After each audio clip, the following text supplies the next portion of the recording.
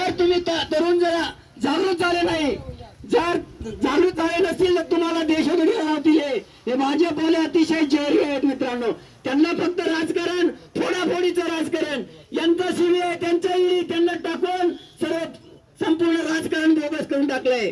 अजित पवार सांगत होते हे राजकारण अतिशय गलिच्छ झालंय आणि त्या राजकारणामध्ये काहीच तथ्य राहिलं नाही. म्हणून अजित पवारांना मित्रांनो त्या बीजेपीच्या बद्दल त्यांच्या जेव्हा फाईल होती ती फाईल त्यांनी सांगितलं होतं मी 10 दिवसानंतर ही फाईल ओपन करणार.